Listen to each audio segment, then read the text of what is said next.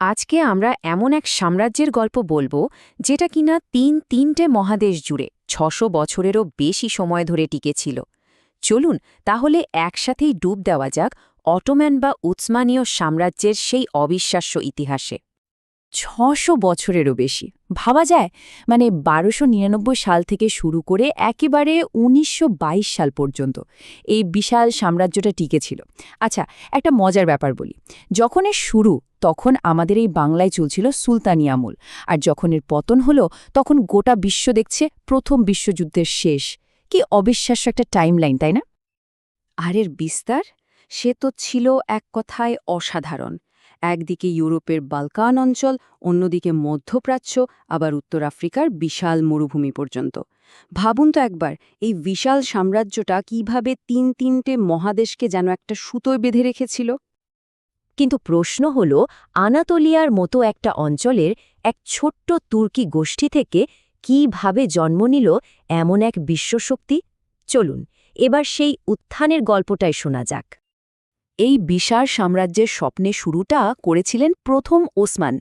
তিনি ছিলেন এক তুর্কি গোষ্ঠীর নেতা, আর তার নাম ওসমান থেকেই কিন্তু ওসমানীয় বা ইংরেজিতে অটোমান নামটা এসেছে।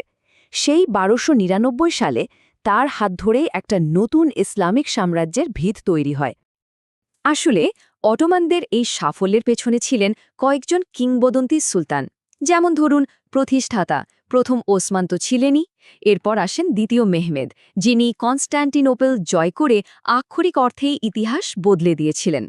আর তারপর সুলতান সুলেমান, যার হাতে এই সাম্রাজ্য তার স্বর্ণযুগে পৌঁছেছিল। সালটা ছিল ১৪৫৩, ইতিহাসের এক মোড় ঘোরানো মুহূর্ত বলতে পারেন।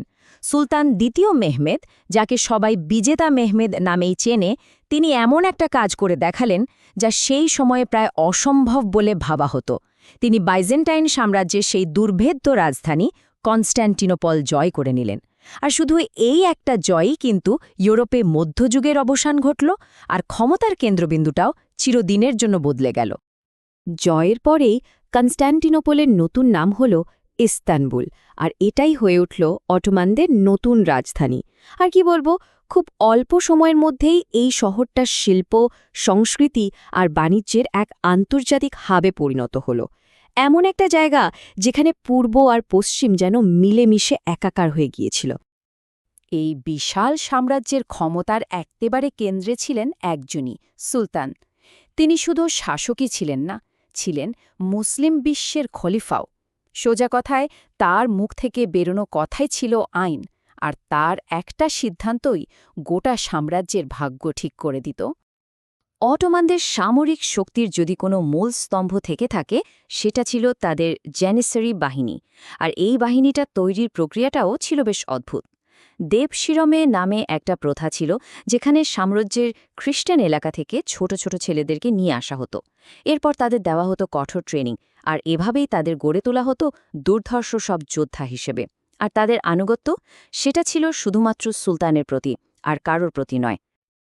আচ্ছা, প্রত্যেকটা বড় সাম্রাজ্যেরই তো একটা স্বর্ণযুগ থাকে, তাই না? চলুন এবার আমরা অটোমানদের সেই সময়েই ফিরে যাই। এমন একটা সময় যখন তাদের শক্তি, সম্পদ আর সংস্কৃতি ছিল একেবারে চূড়ায়। সুলতান সুলেমানের যে শাসনকাল, মূলত সেটাকেই বলা হয় অটোমানদের স্বর্ণযুগ। কেন? কারণ তার সময়েই সাম্রাজ্যের সীমানা সবচেয়ে বেশি বেড়েছিল। দেশের আইন ব্যবস্থাকে নতুন করে ঢেলে সাজানো হয়েছিল, আর শিল্প সাহিত্য, সে তো পৌঁছে গিয়েছিল উন্নতির শিখরে।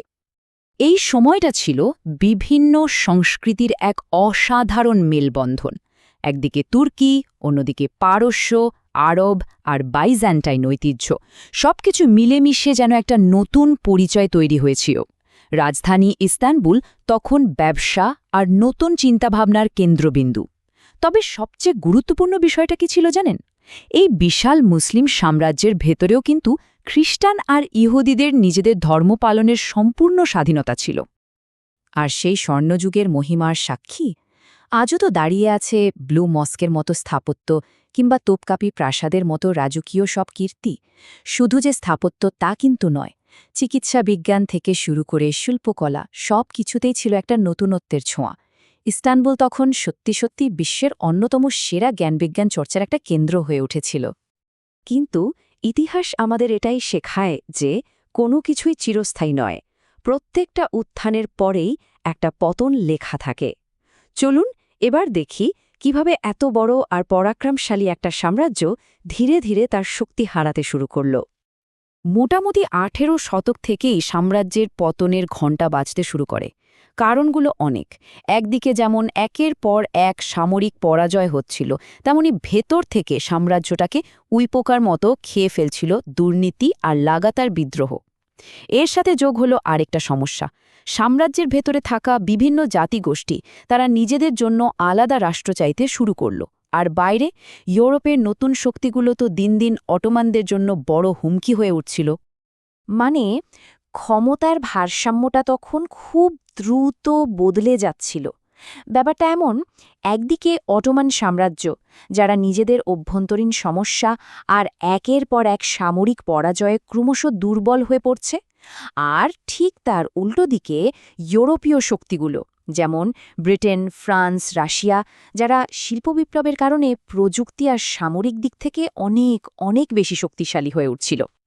শেষ পেরেকটা ঠোকা হয় প্রথম বিশ্বযুদ্ধের পর। যুদ্ধে যেহেতু তারা পরাজিত, কেন্দ্রীয় শক্তির পক্ষে ছিল, তাই এই বিশাল সাম্রাজ্যটা আর টিকে থাকতে পারল না। অবশেষে ১৯২২ সালে ৬০০ বছরের দীর্ঘ শাসনের অবসান ঘটল, আর সেই সাম্রাজ্যের ধ্বংসস্তূপের ওপরই জন্ম নিল আজকের আধুনিক তুরস্ক। কিন্তু একটা সাম্রাজ্য শেষ হয়ে গেলেই কি তার সব প্রভাব মুছে যায়? না, একদমই না। চলুন তাহলে এবার দেখি অটোম্যানদের রেখে যাওয়া সেই উত্তরাধিকার আজও কিভাবে আমাদের এই পৃথিবীকে প্রভাবিত করে চলেছে। অটোম্যানদের দেওয়া অনেক কিছুই কিন্তু আজও আমাদের জীবনের অংশ হয়ে আছে।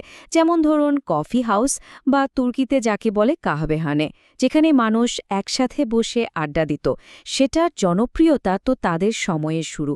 আরেকটা মজার তথ্যাদি, ইউরোপের যে বলকান অঞ্চল, এই নামটাই কিন্তু এসেছে একটা তুর্কি শব্দ থেকে, যার মানে পাহাড়। আর তাদের সেই অসাধারণ শিল্প আর স্থাপত্যের কথা তো না বললেই নয়, যা আজও লক্ষ লক্ষ পর্যটককে টেনে নিয়ে যায়। তাহলে শেষ প্রশ্নটা এটাই থেকে যায়, ৬০০ বছর ধরে শাসন করা একটা সাম্রাজ্যের ইতিহাস কি শুধুই বইয়ের পাতায় সীমাবদ্ধ, নাকি তার রেখে যাওয়ার সীমানা, তার সংস্কৃতি, এমনকি তার তৈরি করার সংঘাতের রেশ আজও এই একবিংশ শতাব্দীর রাজনীতিকে আড়াল থেকে প্রভাবিত করে চলেছে? এই উত্তরটা হয়তো আমাদের সবারই একটু ভেবে দেখা দরকার।